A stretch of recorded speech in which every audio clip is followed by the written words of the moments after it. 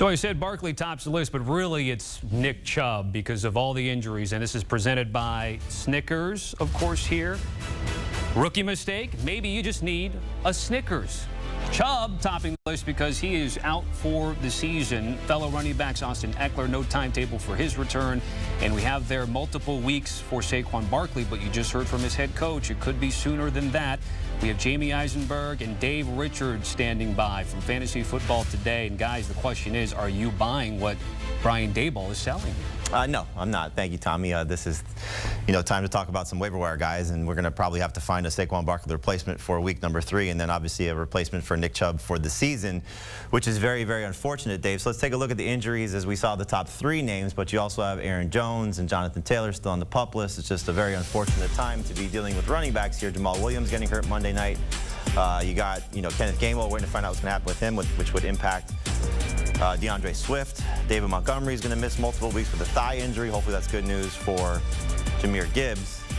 It's not fun, Dave, right now looking at these this laundry list of running backs being hurt. If you went 0 RB on draft day, you're probably feeling really good about yourself. Or if you took McCaffrey or Pollard or some of these other younger running backs that have managed to stay healthy for a whole 2 weeks. This is a nightmare situation for fantasy managers for sure. And clearly the biggest injury, as Tommy alluded to, is the one for Nick Chubb because he's going to be lost for the season. And we saw his backup step up against the Steelers on Monday night. Jerome Ford having over 130 total yards and a touchdown, 4 catches, which was nice to see as well.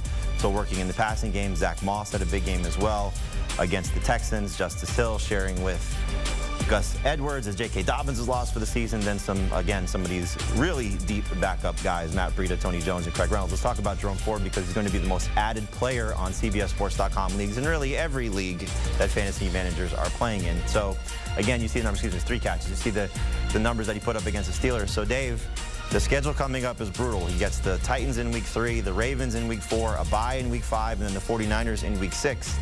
If he can survive those games and remain the starter, because there is still the potential of them bringing in a veteran guy, a Kareem Hunt, a Leonard Fournette, maybe a trade for Cam Akers. How much do you like, though, Jerome Ford after what you saw against Pittsburgh? I like the fact that he's got potential to be at least a number 2 fantasy running back. You saw the speed on that 69-yard run. How about the headiness to be able to break out of what looked like a negative play, hit the other edge, and improvisationally make a monster play? You saw that he caught a touchdown on another improvisational play. He's got skills to work all 3 downs. It's just a matter of whether or not the Browns want him to do it. If we were near the end of the year, I'm sure the Browns would say no problem. But it's the beginning of the year. Kevin Stefanski talked about adding another running back. That's a little bit scary, but for now, feature back Jerome Ford. Stefanski said that too. He's going to be the lead guy in Cleveland. This should be the number 1 waiver claim.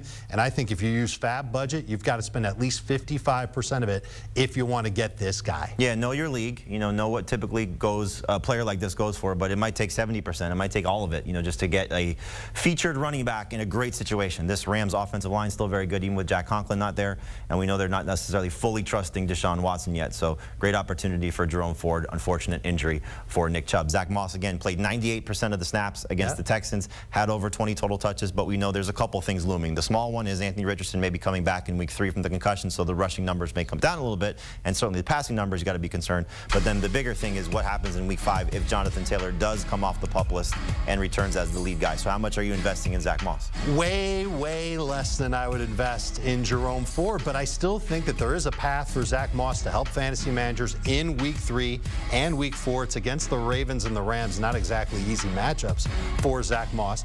And then there's still a path. What if Jonathan Taylor continues his holdout? What if Jonathan Taylor is traded? The Colts clearly like what they've got with Zach Moss. You said it, 98% of the snaps. He played everything but 1 snap, and the 1 snap he didn't play, there was no running back for Indianapolis. So he's the guy who truly has that feature role for the Colts. It is going to stink if Anthony Richardson plays because Richardson will take work away, but he's somebody that can help Indianapolis stay balanced. He's averaged a good yards per carry average last year. Now again this year, off to a good start. Look for those favorable matchups with Moss. I think if he's out there and you need to spend some fab, it's got to be in the neighborhood of 20 to 25%. This, unfortunately, not one of those matchups because he gets the Ravens in week 3. And the other side of the ball, we know they lost J.K. Dobbins, so Justice Hill actually played more than Gus Edwards. Edwards scored the touchdown. Hill was more involved involved in the passing game. So quickly, of the 2 running backs in Baltimore, who do you like better? Because we know not everybody can get Gus Edwards. But Justice Hill, Gus Edwards moving forward, and how much are you investing in him? It's the second week in a row where Justice Hill played more of the snaps inside the 10. In fact, the one snap he didn't play inside the 10, that was Gus Edwards' touchdown. He also played half of their 3rd and 4th down snaps. I think they like him. I don't necessarily get it, but they do. That's what matters. And so I think I'd rather have Hill than Gus at this point. Okay, so Gus Edwards, again, more rostered than Justice Hill, but Justice Hill's going to have a lot of opportunities, especially in more competitive games when we see them maybe chasing points. Hill will be on the field in those pass down situations. And you see the other 3 names, Matt Breida, Tony Jones, Craig Reynolds. They're all replacement options on a short-term basis. And Breida, we don't know, again, how long Barkley will be out, but he'll be the lead running back for the Giants. He will share with Gary Brightwell, so just keep that in mind when you're investing in fab on him.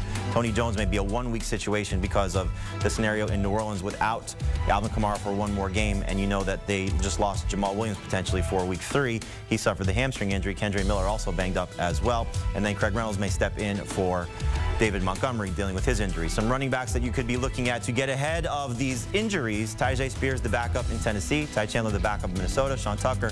Those would be my 3 favorites looking at the guys you want to consider stashing at this point. Dave, in terms of Kareem Hunt and Leonard Fournette, we know they're big names. They may have roles soon because of all these running back injuries. Are you interested in picking up either one of those guys before a move might be made? If I don't have Derrick Henry, Alexander Madison, or Rachaad White on my fantasy team, and I just have a roster spot to burn, I would consider plunking it on Kareem Hunt and seeing what happens over the next 3 or 4 days. Some running backs you might be dropping, again, mostly dealing with injuries. Chubb out for the season. Jamal Williams, if he does not play in week 3, Kamara back in week 4, you don't need to hold on to him. Rashad Penny, we'll see what happens with the backups in Philadelphia behind DeAndre Swift if Kenneth Gainwell and Boston Scott can play, but Rashad Penny clearly not a factor for the Eagles at this point, and Deion Jackson got Wally pipped with Zach Moss returning. The quarterback injuries: Joe Burrow dealing with the calf. We hope he plays Monday night against the Rams. Big story to follow. Lamar Jackson should be good to go. Anthony Richardson will hopefully clear the concussion protocol and play.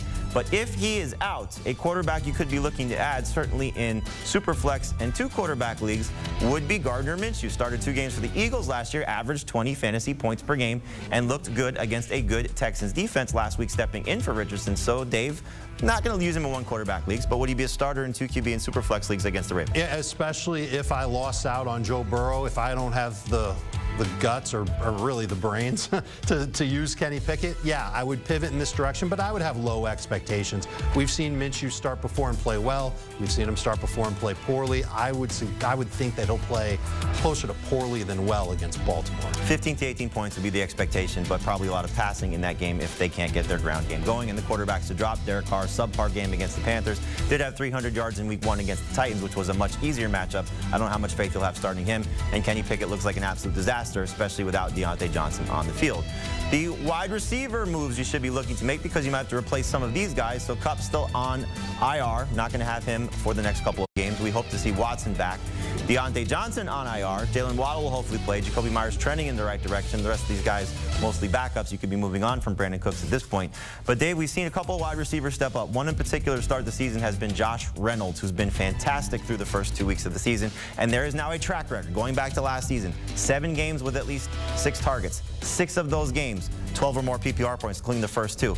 Short-term, long-term. Reynolds, good short-term. What about long-term when Jamison Williams does return in week 7? When have we ever seen anything consistently great from Jamison Williams? We've seen 2 splash plays over the course of his short career.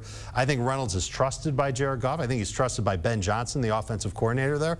I went out last week and added this guy, and I started him as a flex. I couldn't have been happier. I love that stat that you gave. I think Josh Reynolds has staying power for the rest of the year as a number 3 receiver. And as we said last week about Jared Goff at home, he plays great when he's in his own building. He's playing the Falcons in Detroit this week. Tutu Atwell, another receiver, off to a great start. Dave, we saw the last 2 games where it's been a lot of Puka Nacua, but the secondary supporting actor here has been Tutu Atwell. And again, short-term, long-term, 2 weeks without Cooper Kupp, but what happens in week 5 when Kupp does return? Can you still trust Atwell and even Puka Nacua? You can give him the short-term Emmy because he will be useful for around 9-10 targets a game, and he's got speed. That's something that Nacua doesn't have in this LA offense.